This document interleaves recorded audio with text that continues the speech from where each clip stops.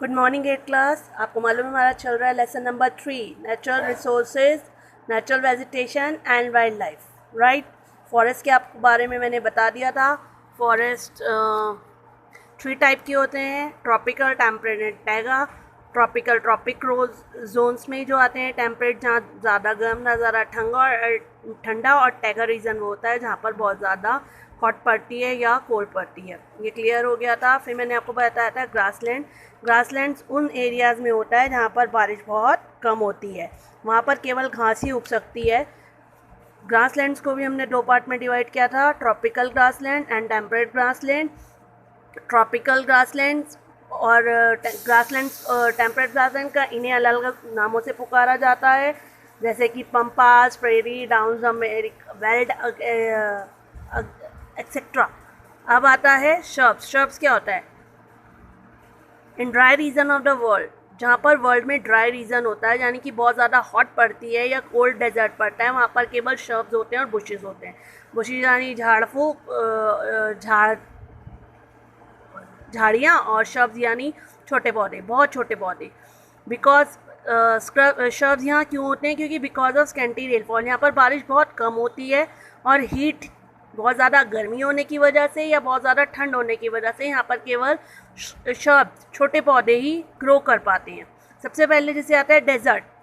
Desert में क्या होता है? Desert in founts. डेजर्ट आपको कहाँ मिलेगा? ट्रॉपिकल और सब ट्रॉपिकल रीजन में। यहाँ पर बहुत कम बारिश होती है। कम बारिश होने की वजह से यहाँ पर पानी भी बहुत कम होता है, हीट बहुत ज़्यादा होती है, और जिसकी वजह से यहाँ पर केवल वही पौधे ग्रो करते हैं जो बिना पानी के लंबे समय तक रह सकते हैं। जैसे यहाँ पर थ्रोन्स, कांटे वाले पौधे ज़्यादा होते हैं, वैक्स कोटेड लीव्स होती है उनकी, और उनकी जो रूट्स होती है वो बहुत लंबी होती है, यानी वो पानी को खुद ही खींच के अपने लिए ले आते हैं। नहीं तो यहाँ पर डेजर्ट में बहुत मुश्किल है, क्योंकि डेजर्ट में रेगिस्तान होने की वजह से और पानी की कमी की होने की वजह से केवल वही पौधे ग्रो करते हैं जो बिना लंबे समय तक बिना पानी के रह सकते हैं, क्योंकि इनकी लॉन्ग रूट्स ही अपने आप पानी का प्रबंध इनके लिए करती हैं। यहाँ पर मेन थ्रोनी बुशेस होते हैं, कांटे वाले कैक्टस वगैरह, या बबूल या कीकर के पेड़ होते हैं, बस। अब आता है tundra. Tundra vegetation is found in the north pole. Tundra vegetation आपको मिलेगी नॉर्थ पोल में, latitudes of northern hemisphere, northern hemisphere के नज़दीक, जैसे यूरोप में, एशिया में और नॉर्थ अमेरिका में। He also at high latitude, जहाँ माउंटेन्स होता है वहाँ पर भी थंडर वेजिटेशन ही होते हैं। केवल मॉसेस, लेंचेस या स्मॉल शब, छोटे छोटे प्लांट्स होते हैं जो कोल्ड को सह सकते हैं, क्योंकि यहाँ पर एक्सट्रीमली कोल्ड रीजन होता है, बहुत ज़्यादा ठंड होती है।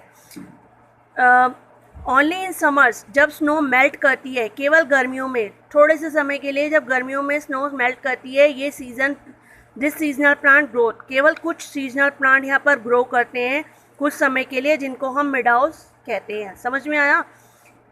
यूरोप, एशिया और नॉर्थ अमेरिका में और माउंटेन्स एरिया पे इस तरह के पौधे होते हैं, जैसे मॉसेस, लेंचेस और छोटे छोटे पौधे, क्योंकि ये लोग बहुत ज़्यादा ठंड बर्दाश्त नहीं कर पाते हैं। यहाँ पर बहुत ज़्यादा ठंड होती है, केवल समर में जब स्नो मेल्ट करती है तो केवल प्लांट्स ग्रो करते हैं, जिनको हम मेडोज कहते हैं।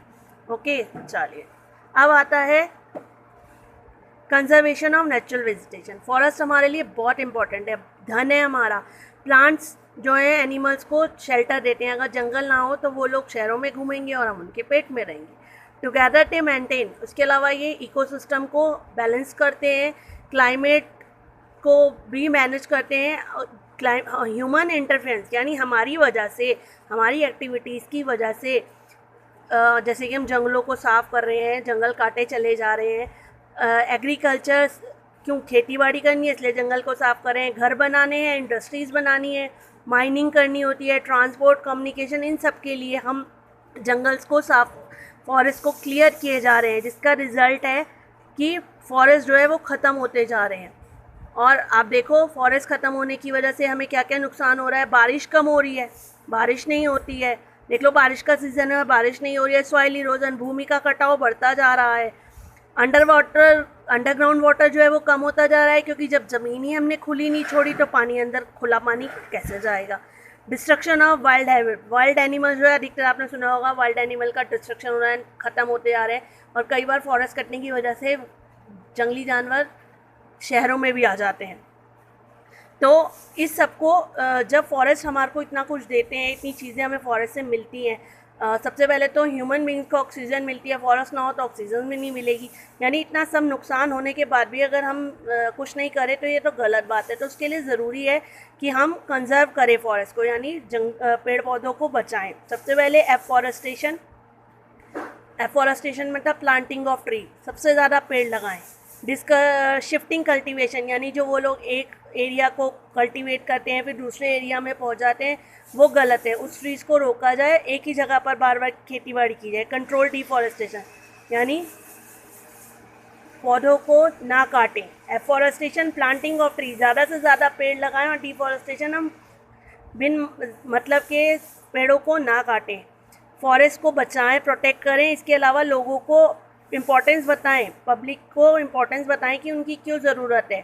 मीटिंग्स करें, यानी ये सब काम अगर हम करें तो हम शायद फॉरेस्ट की सुरक्षा कर सकते हैं। Making people live in and around forest more vigilant and cautious of forest fire जो आसपास आग लगा देते हैं पेड़ों में, उससे ध्यान रखना है। नेशनल पार्क्स बनाने हैं और लोगों को समझाना है कि हमें नहीं इनको काटना है। सबसे पहले हमें खुद को समझाना है कि हमें पेड़ पौधों को नहीं काटना है, नहीं तो इससे सबसे ज़्यादा नुकसान हमें होगा।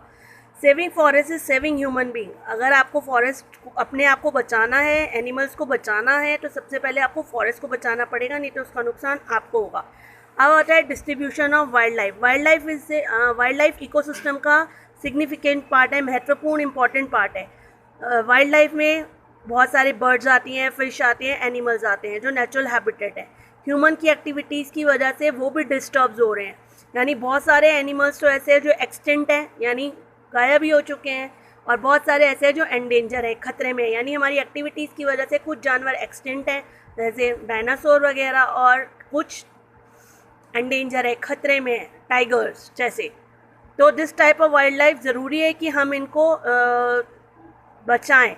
एनिमल्स जो हैं वो एक जगह से दूसरी जगह माइग्रेट करते हैं जब क्लाइमेट कंडीशन चेंज होता है, यानी अपनी क्लाइमेटिक कंडीशन के हिसाब से वो एक जगह से दूसरी जगह इधर से उधर चले जाते हैं। The greatest variety of wild life is found in the rain forest. आपको रेन फॉरेस्ट यानी फॉरेस्ट के अंदर बहुत सारी वाइल्ड लाइफ मिलेगी। अब मैं आपको आगे बताऊंगी उन कॉन्टिनेंट्स के नाम कि आपको अलग अलग कॉन्टिनेंट्स में किस किस तरह के वाइल्ड लाइफ देखने को मिलेंगे। बस आज मैं इतना ही क्लास ख़त्म करती हूँ। Okay, good bye.